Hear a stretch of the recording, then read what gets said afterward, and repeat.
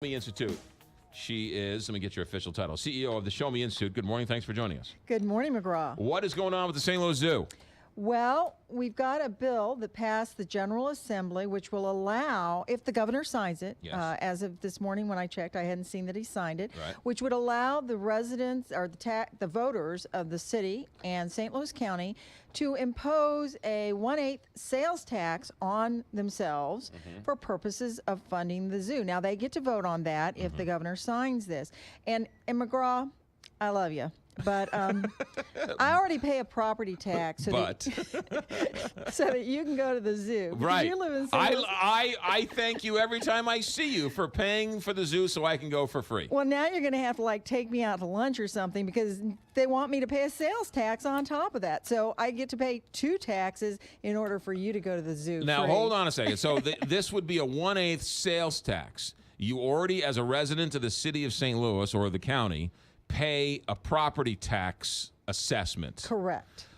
Which, do we know what that is? That's some nominal fee. Oh, but yeah, no, I don't remember. But it's tacked onto your property taxes. Per assessed value. Mm-hmm. And even though you might rent, your rent is paying for your property tax. Sure, the cost gets passed on. Right. So if you live in the city or the county, you're paying for the zoo.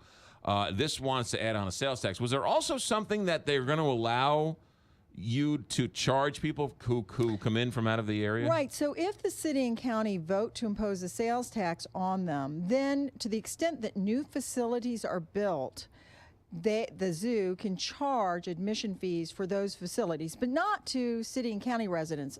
Although this gets somewhat complicated because I don't know if you've been to the zoo recently, McGraw, but Yes. The zoo actually has a number of attractions for which you do pay admission. So although we have a zoo that you can enter for free, there are a number of attractions for which you actually do pay an admission. So you're telling me that a city county resident gets in for free but has to pay for the herpetarium.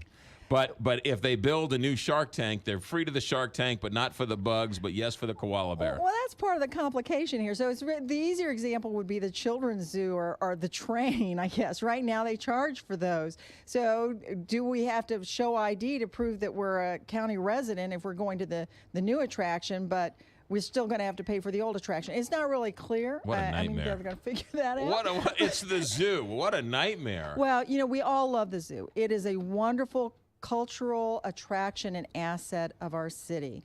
But we are stacking sales tax here and out the kazoo. We have multiple sales tax proposals coming in at the city and the county. The city has the 13th highest sales tax rate, and we already have the city talking about additional sales tax being stacked on it. And one could take the viewpoint, look, the city and county residents can decide if they want to pay greater sales tax in order to keep the zoo free. The issue I have with that, aside from the fact that I don't want to pay double taxes on this, is the fact that it's typically an August election, which doesn't have high voter turnout. Right. The other is that cost is buried. So when you go to the store, it's not as if you're constantly being reminded, oh, you're not only paying a tax for your TDD, or Transportation Development District, your Community Improvement District, and also these various sales tax that we've targeted for various improvements, but also for the zoo. Right. So it all gets buried, it's stacked, and in the end, taxes do matter. I mean, how high can our sales tax rate go before it affects behavior? There's no question. And you know what? It's so easy to go online and buy a TV or buy a clothing or buy a shoe that doesn't have the sales tax. So you're pushing more people away from your brick and mortar stores to somebody else who doesn't live here. So you're doing more damage to the community by raising taxes. That's correct. Yeah. Really, it's just not, it's really, at some point, there's going to be a breaking point at some point, you would think. That's absolutely right. And again, it's an issue where there is an easy answer for something like the zoo, which is an incredible attraction. That is charge user fees. Well, that's admission. weird. That's weird. You want people who go to the zoo to actually pay for the zoo? McGraw, it would make my heart feel good that when you went to the zoo, you were bearing your fair share. What a weird concept, Brenda Talent. I got to think about that for a second. So when you walk into the zoo, you want to pay an admission fee. All right. Well, we'll take that under advisement. Brenda Talent, Show Me Institute CEO. Where can we find out more, Brenda Talent? ShowMeInstitute.org. And McGraw, it's good to see you. I will say this, that every time I talk about the zoo here on the show and something comes up like this, the overwhelming majority of people call up and they love the fact that they can say that their zoo is free.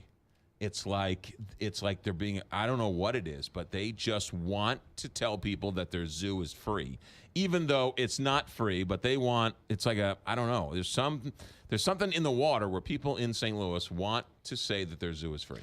It's not free, and it's the brunt of it is being borne by the residents of the city and the county.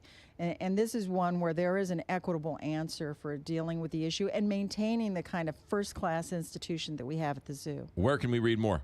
ShowMeInstitute.org. There you go. Brenda, have a good week. You too.